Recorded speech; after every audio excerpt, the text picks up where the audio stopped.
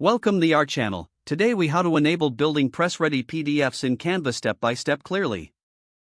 To enable building press-ready PDFs in Canva, start by logging into your Canva account.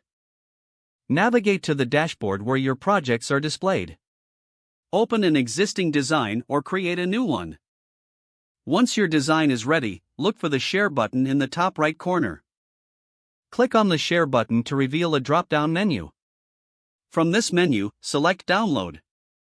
In the Download options, choose the file type as PDF Print. This option is specifically designed for high-quality printing.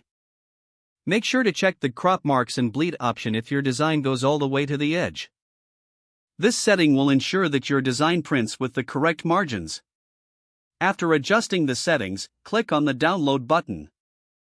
Canva will prepare your file and begin the download process. Once the download is complete, open the PDF to review it. Check the quality and layout to ensure it meets your expectations. Now you have a press-ready PDF file created in Canva. If the page does not load, refresh the browser or try again in a private or incognito. Make sure you are using the correct email address, then retype it carefully to avoid small typos. If your password is not accepted, use the Reset option and create a new strong password you can remember. Check your spam folder for verification or security emails, then complete any requested confirmation step. Enable two-factor authentication if available to improve account security and reduce unauthorized access risk. After signing in, review your profile details so your contact information and settings are accurate and current. If you see an error message, note it down and try again after restarting your device and internet connection. Log out when you finish, especially on shared devices, to keep your account and payment information secure. If the page does not load, refresh the browser or try again in a private or incognito window.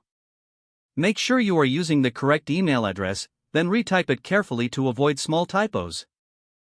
If your password is not accepted, use the Reset option and create a new strong password you can remember. Check your spam folder for verification or security emails, then complete any requested confirmation steps.